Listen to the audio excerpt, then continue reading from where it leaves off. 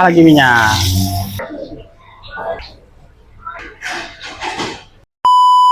Halo guys, assalamualaikum guys. Hari ini saya nak tunjuk cara buat syakak steam ataupun syakak rebus halia. Tapi yang ni kita buat ala-ala China style sikit. Okey, bahan-bahan kita ada satu ekor ikan dia. Halia ni nanti kita parut daun bawang yang kita dah iris, kita rendam dengan air batu, serai, cili besar merah. Alright, kita belah belakang dia ikan ni. Ni bukan macam ni cara dia. Ni terpulang masing-masing guys. Cara masing-masing. Okey. Kita kelah belakang dia. Tebus dulu. Ni ikan kita nak rebus. Okey, first bila air dah mendidih baru kita masukkan ikan guys. Kemudian kita masukkan batang serai.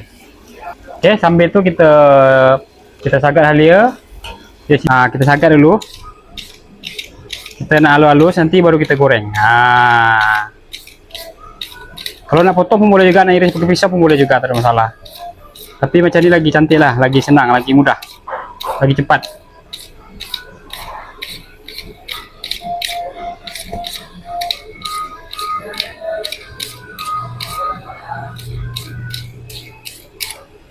Oke, kemudian cili merah nih. Kita iris nipis-nipis ini ya. Ini untuk sebagai inilah hiasan dia.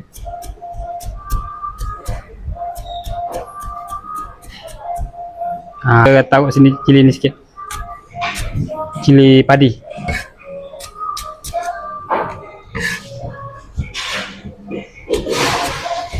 Apabila ikan kita masak, baru kita angkat.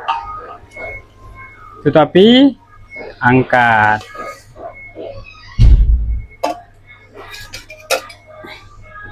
Apabila minyak kita panas, baru kita goreng halia kita tadi yang kita dah sagat tadi. Itu dia guys.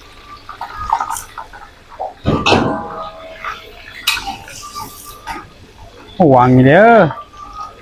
Oke guys, apabila halia kita dah garing, kita angkat.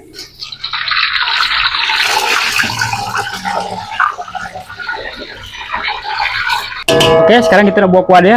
Ni air rebusan ikan tadi. Kita guna air rebusan ikan dia. Oke. Sekarang kita nak bagi perasa. Oke, sos tiram. Kicap. Perasa dia, ni kita pulangkan masing-masing. Ni ada kicap sotong dengan perasa sikit. Ni kita ejam masing-masing ya. Oke, sekarang kita masukkan cili. Cili je kita masukkan. Oke, sekarang boleh kita hidang. Kita curah sini dulu.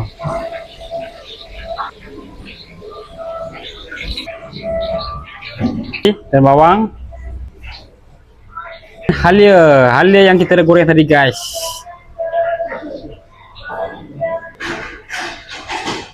Curah lagi minyak.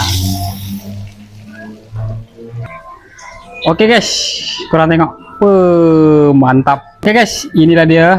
Oke, selamat mencoba. Jangan lupa follow, like, comment, share, subscribe. Bye bye. Assalamualaikum.